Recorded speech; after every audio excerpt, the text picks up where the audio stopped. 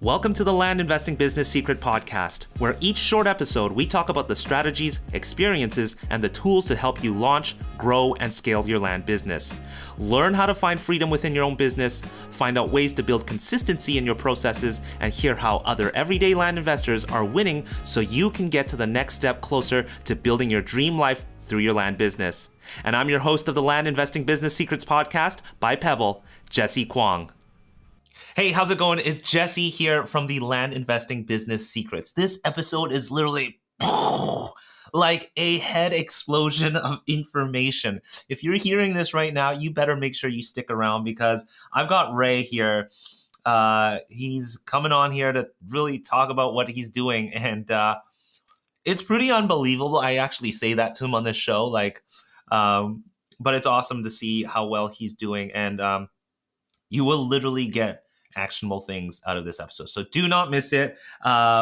We get to chat all sorts of things. Anyways, this show is brought to you by Pebble.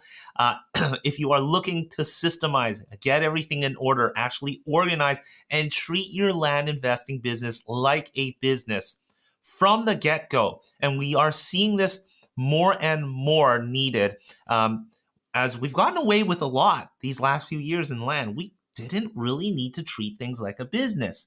Now that competition has spiffied up, the market has changed, things like follow-up, things like tracking your leads, things like pulling up your property documents and saving time as we're trying to run a side hustle at the end of the day, you'll see how much hours and time you're saving by using a system like Pebble. Head over to pebblerei.com.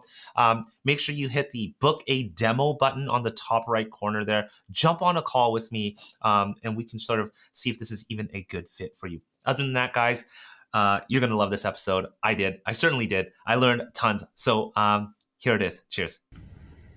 Hey, how's it going? It's Jesse here from the Land Investing Business Secret Podcast here by Pebble. I've got a really cool guest here, Ray Zhang.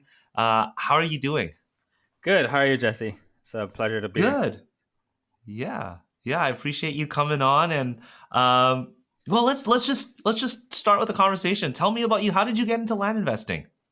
I started to do land after I tried everything, house flip and virtual wholesaling houses, apartment investing. And after 6 years in, I was like, nothing really worked. So I tried to do something else, which is I stumbled onto land investing. That works for me very well because I was in Hawaii.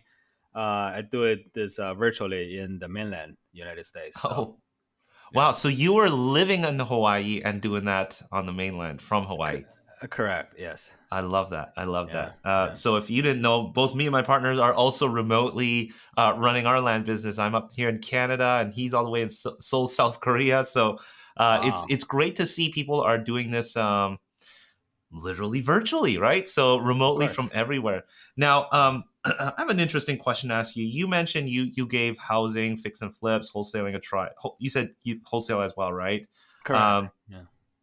What was that process like? And, because I only asked this question because a lot of people go through that same thing. I included myself as well. I went through a number of failed projects and sort of got shammed along the way. But so tell me, what was that like? What did you try and what was the struggle like?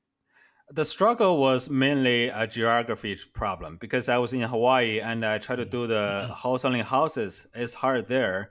And maybe you can get a deal once in a while, but it's just hard to do this on a regular basis. And as a newbie, you want to build some sort of confidence, right? So I was really discouraged and trying a lot of different strategy.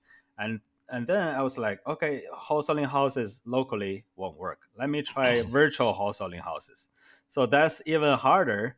And virtual wholesaling houses is nearly impossible. And there are people doing that for sure, but it wasn't really for me. So, it was hard. Yeah. I get you. So how long were you in Hawaii for? I was there for 8 years. Oh my gosh. And now you're in Florida, is that correct? Yes, correct. Right on. Okay, so you like the warm weather. I get it. Up here in Canada, freezing, and we're recording this during the snow season up here. But anyway, so tell me a little bit about land. So how long have you been doing land for now? About 4 years so far. Okay. Yeah.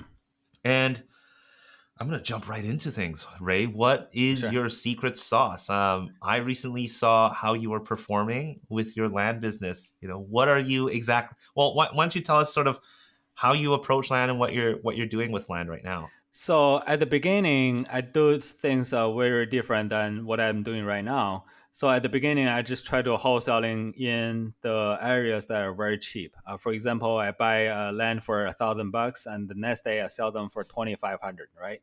So that's a nice return and nice margin, but it wasn't very good for me.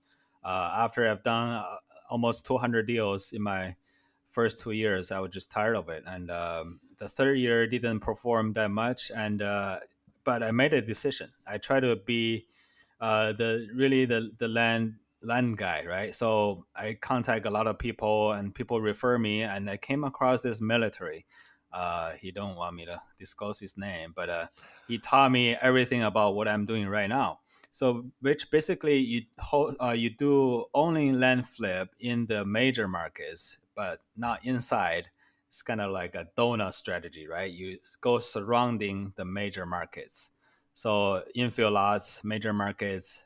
That's what I do right now. Our profit this year is almost 900,000. So Oh my gosh, yeah, incredible! 900,000. And how big is your team, Ray? I have a big team. I have only one member, and I pay him $1, $2 an hour. Oh So my gosh. Oh my gosh. So what does your yeah, team member do for you, Ray? yeah, he just find markets for me and sometimes do the offer. And I really enjoy talking to people. And when the offer comes back, I'll call them. And so the offer already low enough, but we try to negotiate again. So it's a double kill, right? So Yeah, yeah, yeah. yeah. Um, let's back it up a moment here. You sort of talk about this donut strategy. Mhm. So you look at markets in sort of a major market, did you say? And then you look at the surrounding areas. So you've avoided all um, recreational use land or vacant rural land. You're looking at areas surrounding a major market. Is that right? Correct. Infill lots, and people can build a house on there. Okay, so Yeah. you're specifically focusing on infill lots. Now, there's a lot of worry right now with infill lots. Are people actually building with what's going on in the economy? How do you sort of feel about that right now? I So mean, you've our obviously done yeah. well this past year, so Yeah. So our strategy is based on purely sold. So everything is about sold. So when we find a realtor, we want to see how many properties he has sold, right? So we want to find a market. We want to find areas that has sold activities in the last 3 months. Of course, you cannot change the economy. If let's say the economy hits with a recession, what do you do, right? So there's still areas that can buy and sell land. There's areas that can sold land, and I'll go to those areas, and based on that sold price, I offer a percentage. So it's kind of recession proof because they already have a proof of concept. mm, I never guess anything. I mean, everything is based on sold. So if there is a sold in that subdivision, I will go into that subdivision. If that another subdivision don't have any sold, even it's next to the ones that has sold, I don't go into that subdivision. So I just have to be really detailed to go to each market. So so you're looking at markets. So you have a guy that helps you look at markets, and I'm sure you have a criteria that you go through. right. And are you going through tools like Zillow and you're actually checking out the area itself? Absolutely. So on Zillow, there's a method. On Redfin, there's another method. So basically, on Zillow, we check last 3 months sold and land only. We want to see around that major markets where those yellow dots, the Hmm. sold comps, where those yellow dots concentrates. So that's the market we want to go into. And we only limit that time frame to 3 months, no more than 6 months. 6 months can change a lot of things, right? So that's how we do it. Got you. So, I guess you're also hopping around different counties with really no hesitation because you're looking at data at this point. Mm, A lot of people I find stick to a county, and especially when they're starting out, and they've been told that, hey, you need to find success in this county first before you move on to a different county. What do you have to say to that, since you're one that sort of hops around then? If you're a completely newbie, I would suggest to do that exact thing. But what I would suggest more is try to get to massive different counties later on after you have success. You know, you kind of build the confidence. Oh, this thing works, right? So you kind of take the whole same system to multiple markets at the same time. So, you know, at the first you can concentrate on one market, but I don't suggest you stay there forever after you get some deals. I would try to expand to many markets at the same time. Right now, I'm in about 8 different states, in about 40 different Wow. counties. So, There you have it, guys. yeah, 40 different counties. So, Ray, I yeah. mean, I'm still going to drill on this a little bit. You know, we have people who are, getting their feet wet. Maybe they've gotten one deal in that county and they still haven't mastered that county. What would you suggest then? And Uh, they're still not getting any deals after several months. Okay, so there might be something wrong. The first of all might be the market selection. So what I would suggest is you go on Zillow and see that county and see how many sold in the last 3 months. I would not suggest you go to any markets that sold for less than 40 properties, only land. I'm talking about land. So Right. if it is less than 40 sold land in the entire county, you know that's probably a bad area to go into, right? So if you choose the market right, and then it comes down to your offer price. So you don't want to offer way too high, you don't want to offer way too low, so you want to offer about the middle part. And a lot of people teaching about 20%, I think that's way too low, and I don't know what market they're into. Maybe a very cheap market. 20% and 40% probably won't make a difference, but I would suggest you do go to those major market surrounding area. Just offer 40 to 55%. That's what I find is really useful for me. So I know you're enjoying the show episode so far, but I wanted to let you know that if you are looking to build or scale a serious land business, perhaps a 6-figure second income or eventually a 7-figure land investing empire, Travis King's company, Land Investing Mastery, has the most current and innovative education in the space. Travis goes beyond the traditional microflip that you might be familiar with and shows you how to 10x your deal size and execute on strategies like subdividing, portfolio takedowns, land sniping. We're talking 6-figure per flip strategies. If you're getting your education from someone who isn't actively investing, you're more than likely going to hit some plateaus as you try to scale. If you want to learn how to avoid the saturated red ocean markets, skip over the small stuff, and learn how to become a boss land investor, then Travis is your guy. Travis has completed nearly 1,000 coaching calls in the last 2 years that I've known him, and he has his pulse on the market. He will tell you, though, Land Investing Mastery is not a factory. They're a boutique agency built on transformational, life-changing results. You see, I'm in a really unique position, and I really mean what I've just said above. In fact, I get to speak to a lot of investors from all sorts of different education, training, coaching background out there, and I get a very good view of things from all the one-on-one demo calls that I've done. Now, you may want some social proof. Head over to pebblerei.com/Travis and check out Travis's wall of love on his testimonial page. And while you're there, you can also learn more about Travis's training programs and his exclusive mastermind. So simply head over to www.pebblerei.com/Travis for more information.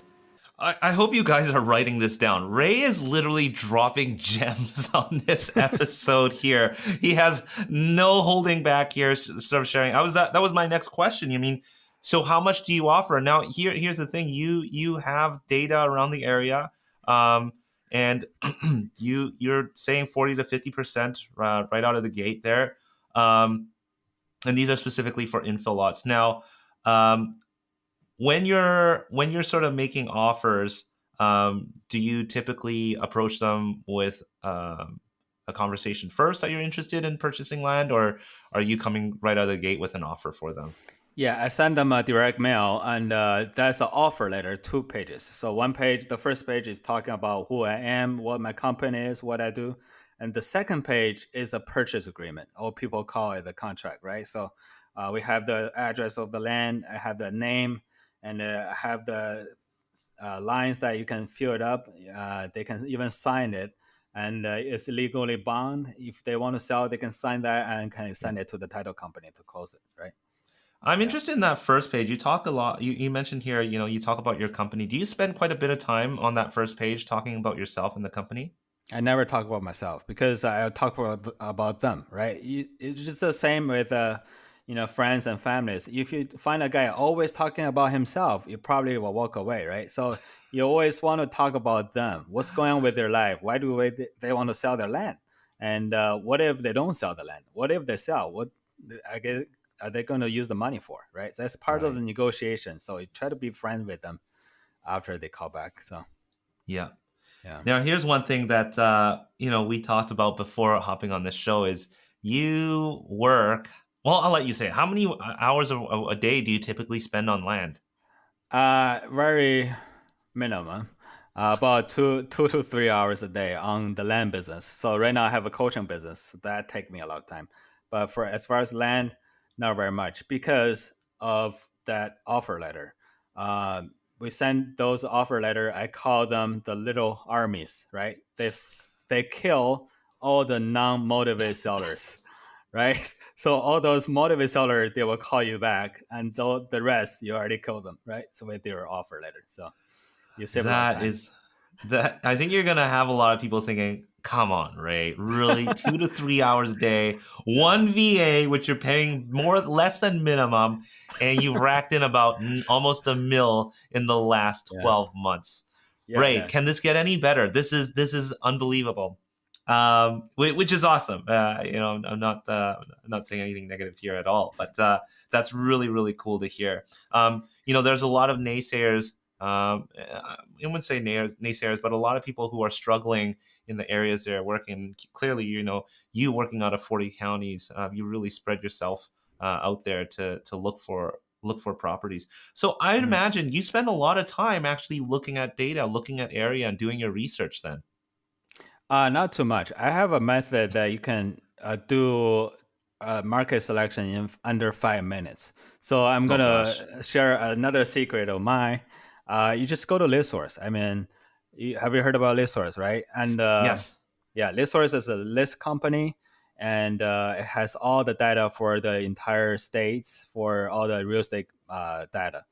And we just go in there and look at the last 3 months sold. And you can there's a drop down. You can choose the whole United States, and you can see in the data before you actually buy the thing. You can see exactly which county sold land the most, and you can try to see that, verify that with Zillow and Ref, and after that, and basically you can just see right away uh, the number of sold in the each county you want, right? now So does that's your VA sort of do most of this for you, and then he compiles it for you afterwards, or? uh, I can do that in under 5 minutes, so I don't need him. So that's easy, right? So so so you do the research, you do the quick research. Your VA then goes in and gets the offers together, the typical letter that you send out, yeah, and easy peasy out it goes then. yeah. So the reason why I spend a lot less time because I don't need to sell them. The realtor does. So Yeah. that's a game changer. After I started to do bigger deals, you heard people saying the bigger deals take as much time as the small deals. It's actually partially true because bigger deals actually take less time than smaller deals Right. because you have the realtor involved, they sell it for you, and the small deals you have to really market yourself, right? So Yeah. Yeah. Got you.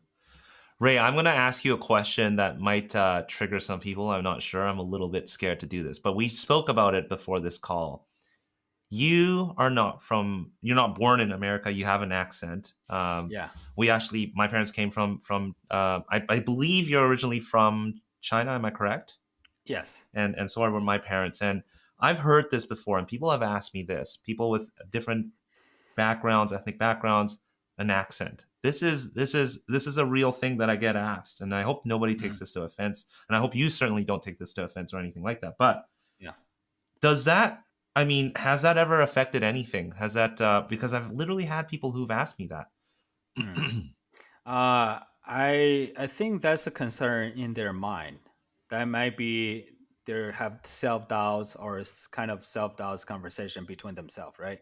Yeah, What I can say is I have done deals, hundreds of deals on land.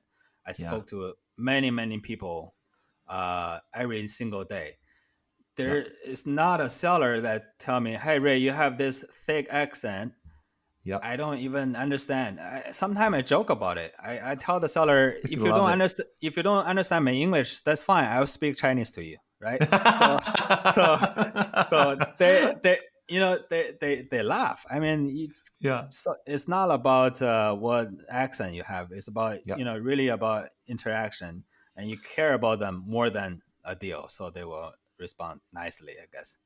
You heard it from Ray himself, who's done so many deals. And I've had people who've asked me this because they've seen me on camera. I don't take offense. I mean, I'm totally cool with it, but it's a real question that gets asked. So I appreciate you being so candid about that, and honestly, being lighthearted about that as well, Ray. I know it's kind of an Yeah, awkward question, but I know this is in the minds of people who listen to stuff like this. But definitely. Ray, I was asking you before this. I was like, Ray, you've got quite the setup in the background. Can you share with us what's going on here? If for those of you guys who aren't watching this, make sure you head over to YouTube. I see Yeah, a DSLR on a spiffy looking tripod. He's got a screen. He's got a board on the left side there. definitely. What are you cooking up there? I'm just pursuing my model career, so just kidding. Yeah, so I'm actually recording some modules for my course, and right now I'm doing one-on-one coaching, but I have like 20 students right now, so it kind of Wow.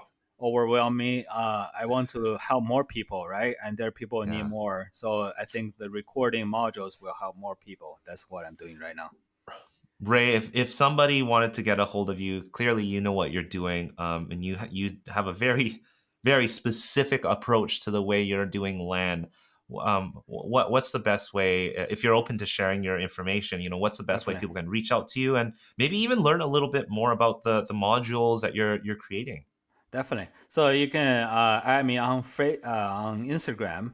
My tag there is virtual flip land. One word. VIRTUAL. Virtual flip land. Got you. So Yeah. that's the best way they can find you. And that Definitely. means I have to add you on Instagram. I don't think we're Instagram friends yet. Yeah. Yeah. Okay, great. All right. So they can reach you on Virtual Flip Land. Is that what you're focusing a lot more on? Like just working virtually and being away from your properties? Absolutely. I have sold hundreds of land. I have never been to any land I sold. So I try to do that because, like you said, you are in Canada and your partner is in South Korea, maybe watching the football, right? Or soccer. Yes. Yeah. Yeah. And Yeah. and so that's how we decide we want our style to be like that, right? That's kind of freedom. You can live wherever you want. I went to Bahamas with my wife. We did 2 deals there, so you can do this virtually anywhere. And especially with the program you guys created, Pebble is awesome. I mean, it's just so good. I um appreciate that, yeah, Ray. I appreciate yeah, that. And there's a lot of people that don't realize that are doing this virtually, which is really cool to see. Some people are backpacking through the jungles, and literally, I know people, and I've asked them to come on the podcast, and I get it. Not everybody wants to come onto the show to share what they're doing, and totally respect that. But yeah, it's a real thing. Literally, some people literally live in jungles in Indonesia or somewhere out in Southeast Asia or wherever it might be, and traveling the world and doing land at the same time. So, Ray, as you sort of start developing your program with sort of your virtual flip land, we'd love to hear more about that. We'd love to keep in touch with you. And Ray, is there any? I mean, I feel like we've blown through these few minutes here, and I try to keep these really concise, and you've just been like dropping bombs after bombs of knowledge here. But Ray, is there anything? I feel like I shouldn't even be asking you this, but is there anything else you can sort of leave with our listeners here? any sort of tips or secret sauces you might have here with our Yeah. listeners. There's one thing I really want to emphasize, which is focus, right? And I have a potential client call me, and he said, "I'm trying to do this wholesaling houses thing, and I come across your interview. I want to do land as well." And I told him this. I told him in the wrong way. I said, "I cannot take you as a student because you try to do two things at the same time." But I say it very honestly. That was my fault. But what I meant was good. I tried to tell him, you can only focus on one thing. Mm-hmm. Don't try to do two things at the same time. I mean, if you already have a very good running business like you have Pebble, right? And then you can do land on the side. That's fine Mm-hmm. because your Pebble is working well, right? But Mm-hmm. if you try Mm-hmm. to do two things and start two things at the same time, you're probably not gonna make it. I did the same mistake myself. So Actually, let me have a follow-up question for that. There's a lot of people who are literally getting started and they're choosing one or the other. So, right. which one should they choose if they're looking at wholesale houses and land? No, that's easiest question I can answer. So I tell my clients this sentence, right? I said, if you can do a house deal, land is a no brainer. It's a piece of cake.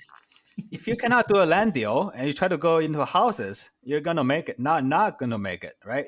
So that's easy. A land is houses 10 years ago. Right now is the time, right? I mean, try to jump I ahead love like that. 10 years later. So Yeah, yeah, absolutely. With houses, there's definitely a lot more complications. Ray, I just want to express my gratefulness for you to, nobody knows this, but I saw Ray did a show with Joe McCall, a great friend of ours, and I messaged. I think I left a comment about it, and Ray reached out, and he was just so open to coming to share, and it's that kind of sort of approach. And if you hear a lot of my guests, they're the ones who are that are doing well. They're always the ones that are sort of giving to the community. So I want to say thank you for that, all that you've shared on this show. We're very grateful for that. I know some of this information some people do not like sharing, so thank yeah, you again. And people know where to reach you at. That's at Virtual Flip Land on Instagram. Instagram, and we're also going to become friends on Instagram now. But Ray, thank you so much for coming on the show. Thank you so much, Jesse. Thank you. All right, take care. Bye. Before you stop this episode or hit the next episode, I want to personally thank you for listening to this episode of the Land Investing Business Secrets podcast by Pebble. If you found this helpful, we greatly appreciate any awesome reviews and ratings on whichever platform you are listening to this on. And if you have 2 minutes and wanted to step it up even more and help others, feel free to share this in other Facebook groups or pages or any communities, giving others a heads up of the Land Investing Business Secrets podcast or the specific episode that may help them on their land investing journey. Once again, thanks so much for listening, and catch you on our next episode.